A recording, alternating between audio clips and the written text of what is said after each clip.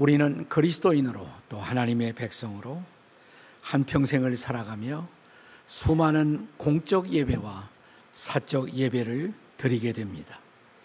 또 이런 공적 예배에서의 공적 기도를 드리게 되고 사적 예배에서 사적인 기도를 드리게 됩니다. 하나님은 어디에나 계시는 무소부재하신 편재하신 하나님이십니다. 그럼에도 불구하고 하나님은 때로 특별한 한 장소를 선택하시어 당신의 특별하신 임재를 드러내 보여주십니다. 성전이 바로 그런 곳이었습니다. 그래서 성전을 가리켜 성경은 만민이 기도하는 집이라고 말씀하십니다. 성전은 그런 공적 예배를 드리면서 공적인 기도를 하나님의 백성들이 드리는 장소였습니다. 솔로몬 왕이 이제 성전을 아름답게 완공한 후에 2주간 14일에 걸쳐서 성대한 축제를 축하의 시간을 갖습니다. 마침 초막절과 일정이 겹치도록 만들어서 더욱 성대하고 감동적인 헌당식 혹은 낙성식을 거행하게 됩니다. 자, 이제 열왕기상 8장 5절의 말씀을 다시 한번 읽겠습니다. 같이 읽습니다. 시작. 솔로몬 왕과 그 앞에 모인 이스라엘 회중이 그와 함께 그 궤 앞에 있어 양과 소로 제사를 지냈으니 그 수가 많아 기록할 수도 없고 셀 수도 없었더라. 한마디로 말해서 이 제사는 하나님을 향한 감사의 제사였고 속죄의 제사였습니다. 성전을 봉헌하며 주님 앞에 넘치는 감사, 지금까지 그들의 삶 속에서 주님 앞에 성실하지 못했던 모든 죄들을 참회하며 속죄의 은혜를 동시에 구했던 것입니다. 이제 8장 27절의 말씀을 또한 같이 읽도록 하겠습니다. 8장 27절입니다. 시작. 하나님이 참으로 땅에 거하시리이까 하늘과 하늘의 하늘이라도 주를 용납하지 못하겠거늘 하물며 내가 건축한 이 성전이오리까. 솔로몬 왕은 분명히 알고 있었습니다. 그가 최선을 다해 아름답고 영광스러운 성전을 지어 지금 봉헌하고 있지만 하나님은 이 성전이란 빌딩 안에 제한될 수 없는 하나님이심을 솔로몬은 알았습니다. 하지만 주를 위하여 지었고 주께 봉헌한 성전이기에 여기서 드려지는 기도에 특별한 임재를 그리고 특별한 응답을 구한 것입니다. 8장 28절과 29절의 말씀을 읽도록 하겠습니다. 함께 시작. 그러나 내 하나님 여호와여 주의 종의 기도와 간구를 돌아보시며 이 종이 오늘 주 앞에서 부르짖음과 비는 기도를 들으시옵소서. 주께서 전에 말씀하시기를 내 이름이 거기 있으리라 하신 곳 이 성전을 향하여 주의 눈이 주야로 보시오며 주의 종이 이곳을 향하여 비는 기도를 들으시옵소서. 이제 솔로몬 왕은 이 성전에서 성전을 봉헌하며 7가지의 특별한 기도의 제목을 하나님께 드리게 됩니다. 이것이 31절부터 53절까지의 내용입니다. 여기에 기록된 7가지 기도의 제목이야말로 오늘날 우리가 공적인 예배에서 드릴 수 있는 공적인 기도의 하나의 example, 모본이라고 할 수가 있습니다. 7가지 공적 기도의 제목은 무엇입니까? 그 첫째는 정의를 구하는 기도였습니다. 31절과 32절입니다. 자, 32절만 같이 읽도록 하겠습니다. 시작. 주는 하늘에서 들으시고 행하시되 주의 종들을 심판하사 악한 자의 죄를 정하여 그 행위대로 머리에 돌리시고 의로운 자를 의롭다 하사 그의 의로운 바대로 갚으소서. 한 사회 그리고 한 국가가 제대로 법치를 운영하려면 무엇보다 정의의 실현이 중요한 것입니다. 법정은 바로 그런 정의를 판단하고 실현하는 것입니다. 한 사회, 한 국가의 법의 판단이 국민에게 불신된다면 그 사회는 이미 가치의 기준을 상실한 혼돈의 땅이 될 수밖에 없습니다. 그래서 솔로몬 왕은 일찍 왕위에 오르면서 무엇보다도 주의 백성들을 바르게 재판할 수 있는 지혜를 구하지 않았습니까? 하나님은 이것을 구하는 솔로몬을 향해서 내가 내 마음에 든다, 그 기도를 기뻐하셨습니다. 이제 법정은 정의를 판단하는 곳이며, 그리고 성전은 이런 판단 이전에 재판관들이 바른 판단을 할 수 있도록 기도하는 곳이 되어야만 했었던 것입니다. 오늘 우리 교회가 드려지는 공적인 기도에서 우리는 종종 대통령을 향한 기도는 들을 수가 있습니다. 그러나 우리가 언제 사법부를 위해서 혹은 국회를 위해서, 법을 정하는 국회를 위해, 입법부를 위해서 기도하는 기도를 들어보신 일이 계시나요? 오늘 공기도에 저는 이런 기도가 다시 회복될 필요가 있다고 생각합니다. 법을 제대로 만들어 제정하고, 그리고 법을 제대로 시행하는 재판관들의 정의로운 판단이 시행될 수 있도록 우리가 기도한다면 이 사회는 얼마나 더 밝아지고 정의로운 사회가 될 수가 있지 않겠습니까? 두 번째, 솔로몬 왕의 기도 제목은 둘째, 실패 이후에 회복을 구하는 기도였습니다. 33절과 34절입니다. 우리 같이 읽어요. 33, 34절 시작. 만일 주의 백성 이스라엘이 주께 범죄하여 적국 앞에 패하게 되므로 주께로 돌아와서 주의 이름을 인정하고 이 성전에서 주께 기도하며 간구하거든 주는 하늘에서 들으시고 주의 백성 이스라엘의 죄를 사하시며 그들의 조상들에게 주신 땅으로 돌아오게 하옵소서. 아멘. 주님의 백성들도 전쟁에 패배할 수 있다는 것입니다. 그들의 범죄 때문입니다. 그래서 포로로 끌려가는 일이 일어날 수도 있다는 것입니다. 이것은 우리가 기억하는 대로 이스라엘 역사의 후일 그대로 일어났던 일종의 예언이기도 했습니다. 우리가 하나님의 백성이라도 사업하다가 실패할 수 있습니다.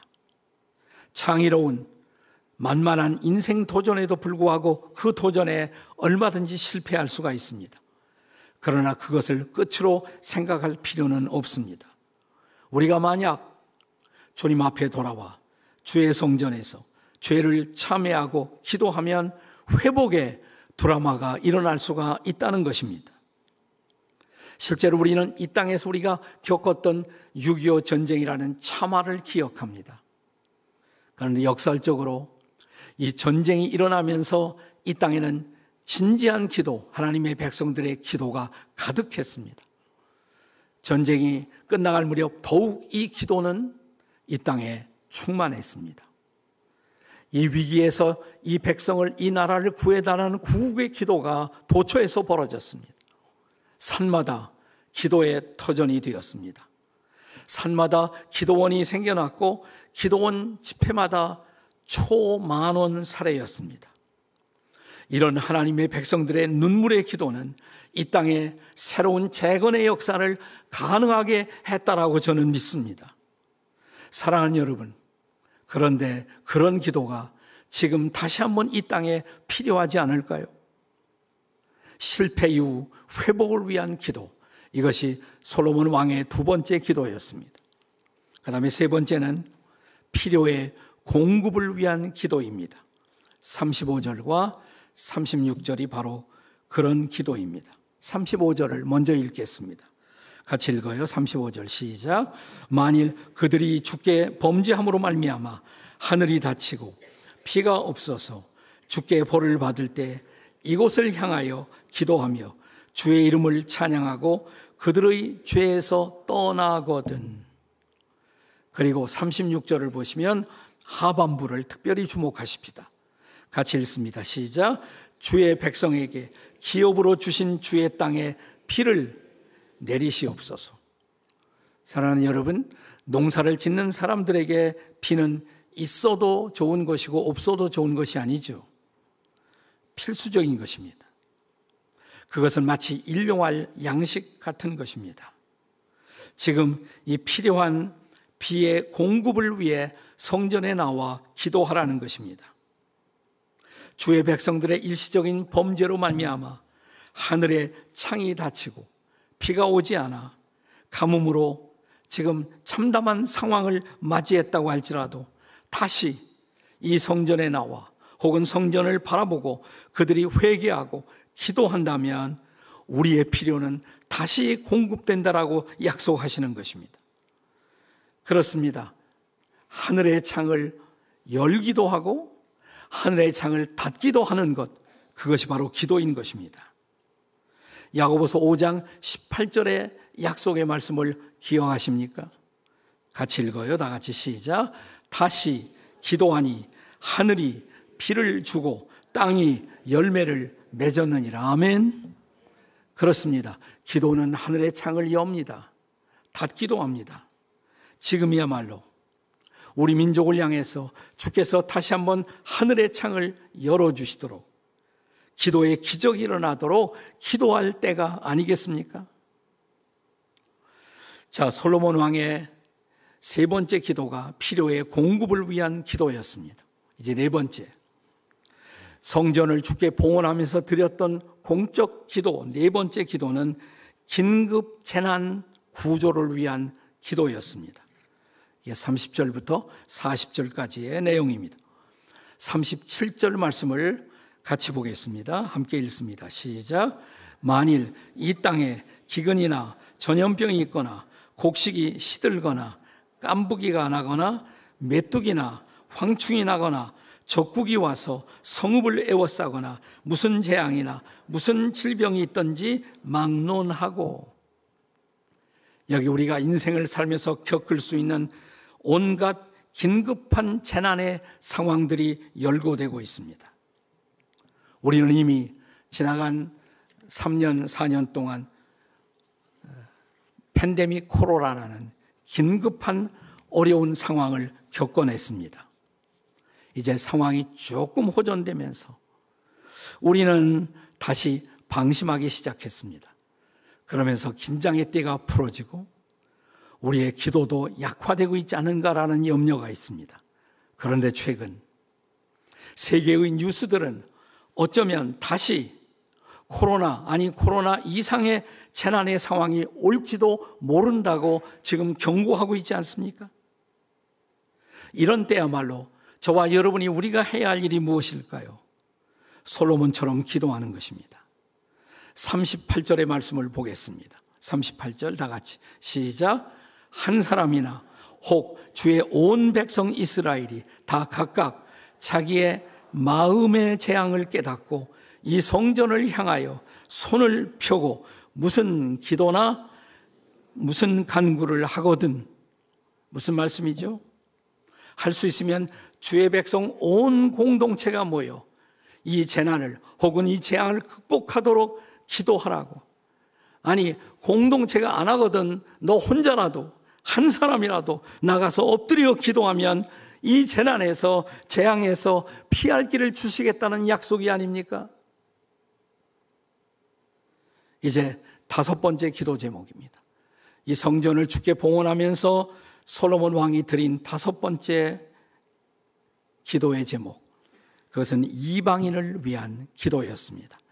41절이야 43절까지입니다.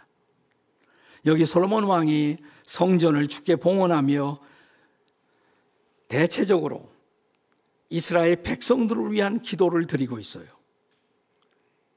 그런데 7가지 기도 제목 가운데 놀랍게도 이스라엘 위한 기도 가운데 이방인을 위한 기도가 포함되고 있다는 사실을 보십시오. 이건 놀라운 일입니다.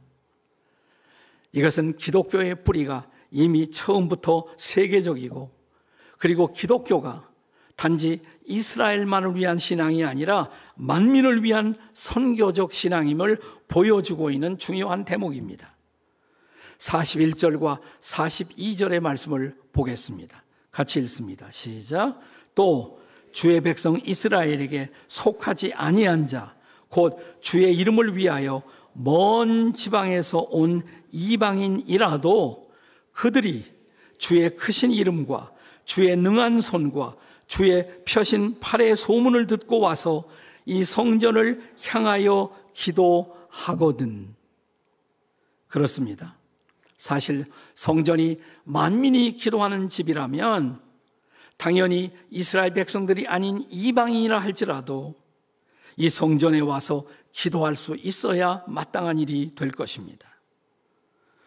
구약은 이스라엘을 중심으로 한 구속사의 역사를 펼쳐가고 있음에도 불구하고 결코 구약에서부터 이방인을 외면하지 않으셨다는 사실을 우리가 기억해야 합니다.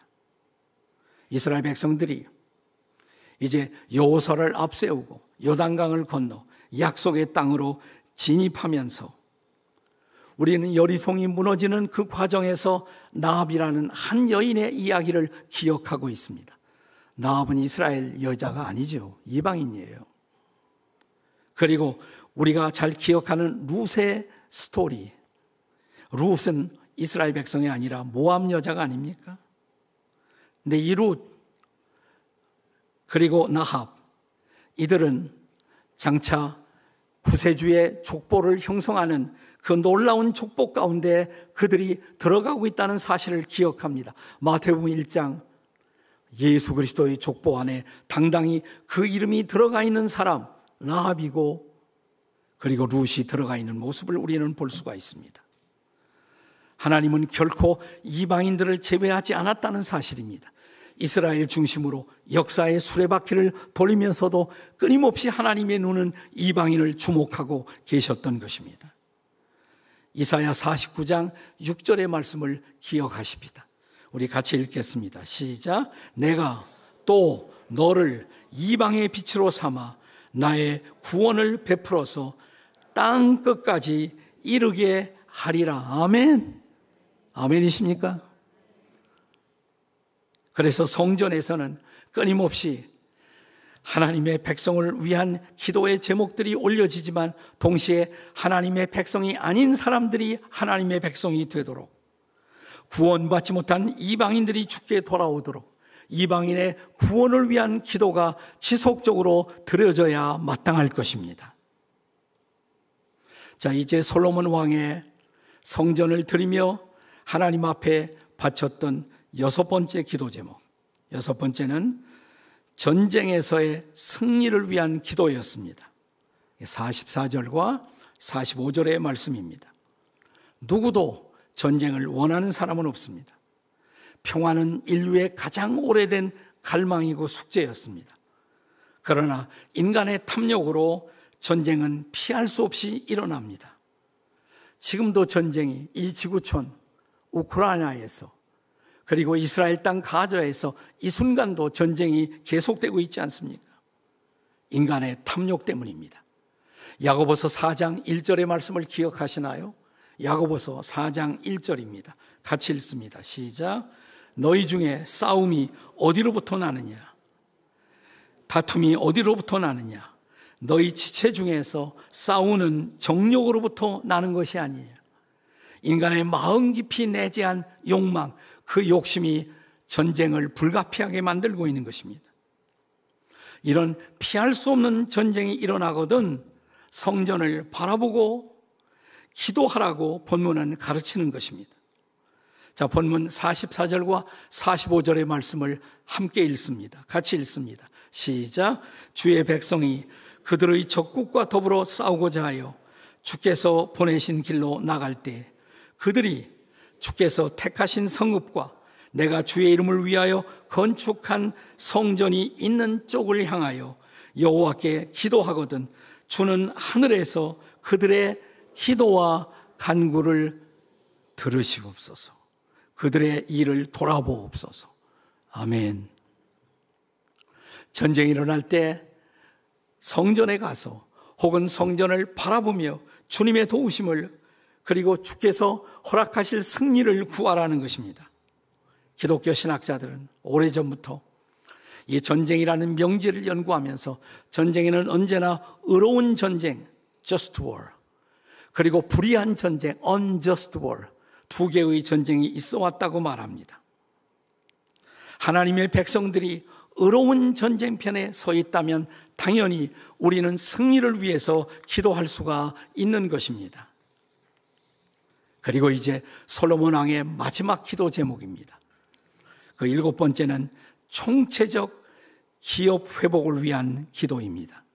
46절부터 53절까지 계속되고 있습니다. 여기 다시 한번 주의 백성들의 범죄로 적국의 포로가 되는 이런 상황, 그리고 기업을 잃어버리는 비극이 일어날 수 있음을 경고합니다. 실제로 후일 우리는 이스라엘 백성들이 저 바벨론의 포로로 잡혀가는 역사적 비극을 경험하는 것을 보게 됩니다. 그럴지라도 그것이 주의 백성들에게 역사의 마지막은 아니라는 것입니다.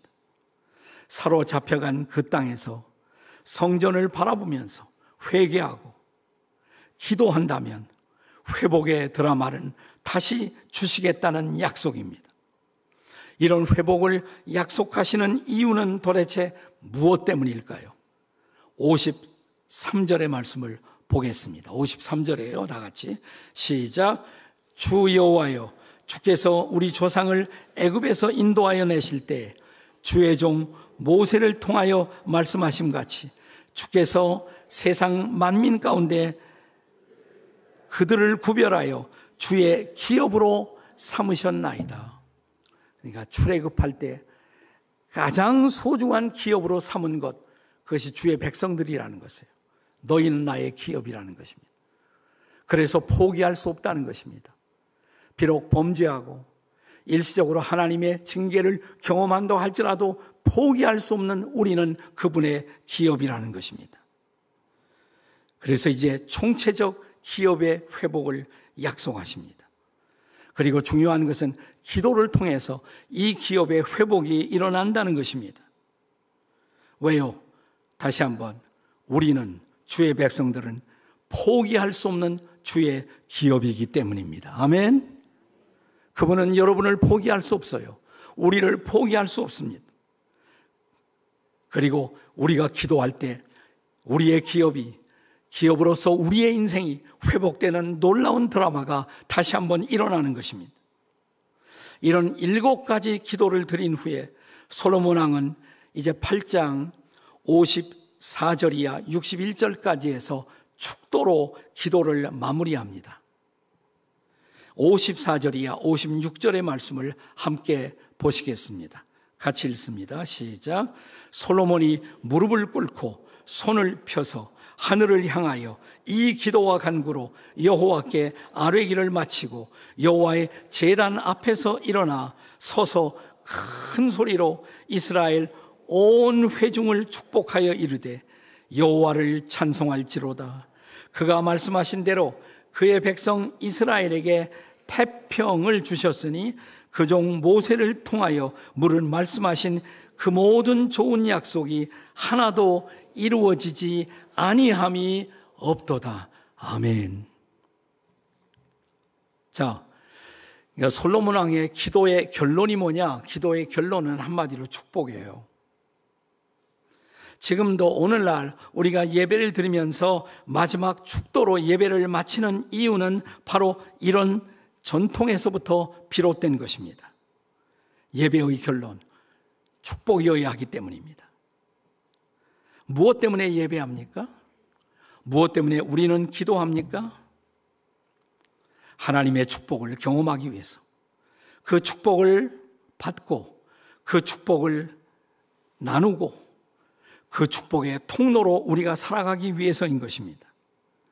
우리가 창세기 1장 28절에 보시면 하나님의 형상을 닮은 존재로 남자와 여자 인생을 지으시고 하나님이 인간에게 베푸신 최초의 하나님의 행위가 무엇이었죠?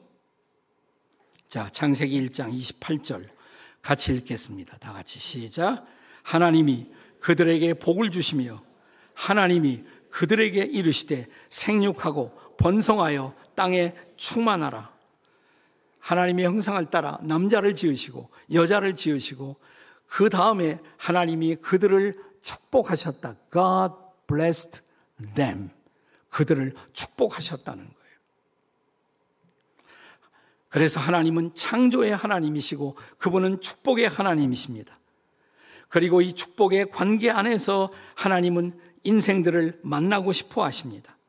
비록 인생의 연약함으로 말미암아 우리가 범죄하고 잠시 축복을 잃을지라도 우리가 참으로 예배하면, 참으로 기도하면 우리의 예배, 우리의 기도는 축복을 회복하는 시간인 것을 믿으시기 바랍니다. 우리가 진정 엎드려 예배하고 엎드려 기도하고 엎드려 회개하면 다시 주의 축복이 임한다는 것을 믿으시기 바랍니다. 그러면 우리는 다시 축복을 입고 벌떡 일어나 다시 세상과 맞서기 위해서 그분과 더불어 우리는 광야를 걷게 될 것입니다. 아멘. 그래서 예배는 축도까지예요. 예배는 축도까지예요. 근데 사람들의 예배 습관 가운데 보면, 자, 설교 끝나고 마지막 찬송 부르고 축도하기 전에 꼭 몇 사람이 일어나서 먼저 나가십니다. 네. 그거 가서 뭐 한 3분, 4분 일찍 출차하려고 나가시겠죠. 네, 미안하지만 그분들이 드린 예배는 다 무효입니다. 꽝입니다, 꽝. 가장 중요한 건 마지막을 놓쳐버린 것입니다. 축복을 잃어버린 것이에요. 축복을 잊고 나가야 돼요. 축복을 받고 나가야 돼요. 다 같이 예배는 축도까지이다. 옆에 사람에게 예배는 축도까지입니다. 한번 해보세요. 시작. 예배는 축도까지입니다. 여러분, 우리가 이 땅을 살아가면서 누릴 수 있는 최고의 복이 뭘까요? 여기 솔로몬은 마지막 축복의 기도를 드리면서 56절에 우리에게 태평을 주셨다고 말합니다. 태평. 태평, 평안이라는 말도 될 수가 있죠. 태평. 근데 우리는 평안 그러면 히브리어에서 얼른 샬롬이라는 단어를 연상합니다. 근데 원문에 보면 여기서 샬롬이 아니에요. 여기서 태평이라는 말은 메누카라는 단어가 쓰여집니다. 메누카. 이 메누카라는 단어가 어디 나오냐면 우리가 잘 암송하고 묵상하는 시편 23편에 여호와는 나의 목자시니 거기에서 그가 나를 푸른 초장에 푸른 풀밭에 누이시고 그 다음에 뭐예요? 잔잔한 물가 혹은 쉴 만한 물가예요. 그 쉴 만한 그것이 바로 메누카인 것입니다. 메누카. 그러니까 메누카는 주님의 인도를 통해서 경험하는 푸른 풀밭 그리고 안식, 그분의 놀라우신 임재가 함께하는 평안, 이 특별한 평안을 메누카라고 부르는 것입니다. 솔로몬은 마지막 축복하면서 이 메누카가 우리와 함께 하시기를, 이 하나님의 메누카, 하나님의 평안, 하나님의 안식, 하나님의 놀라우신 돌아오심을 우리가 힘있고 벌떡 일어난다면 어떻게 될까요? 그리고 이제 57절, 솔로몬의 축도의 절정이라고 할 수가 있습니다. 57절에서 이렇게 말합니다. 같이 읽어보시겠습니다. 시작. 우리 하나님 여호와께서 우리 조상들과 함께 계시던 것 같이 우리와 함께 계시옵고 우리를 떠나지 마시오며 버리지 마시옵고. 그러니까 축도의 핵심, 축도의 본질이 뭐예요? 하나님이 함께 하시기를, 이 말이에요. 하나님이 함께 하시기를. 그 하나님이 함께 하신다면, 그분이 우리를 버리지 않고 우리의 손을 잡고 걸어간다면, 사랑하는 여러분, 우리가 걱정할 것이 무엇일까요? 우리가 염려할 것이 무엇일까요? 우리가 두려워할 것이 무엇일까요? 그분만, 그 하나님이 함께 하신다면, 전지하시고 전능하시고 만물의 섭리자이신 그 하나님이 함께 하신다면, 우리와 구체적으로 함께 함을 보여주시기 위해서 하나님은 2000년 전 하나님의 아들 예수 그리스도 구원자 예수님을 또한 이 땅에 보내시지 않았습니까? 예수님의 별명을 임마누엘이라고, 우리와 함께 하시는 하나님, 그분이 함께 하셔서 오늘 우리 인생의 걸음을 같이 걸어주신다면, 사랑하는 여러분, 문제가 많습니다. 염려도 많습니다. 인생이 만만치 않습니다. 하지만 하나님이 함께 하신다면 뭘 걱정하세요? 뭘 두려워하십니까? 그렇습니다. 이제 함께 하시는 하나님과 함께 우리는 저 광야로 다시 한번 담대히 나아갈 것입니다. 이 하나님의 태평이, 이 하나님의 임재가, 이 하나님의 축복이 여러분과 함께 하시기를 주의 이름으로 축원합니다.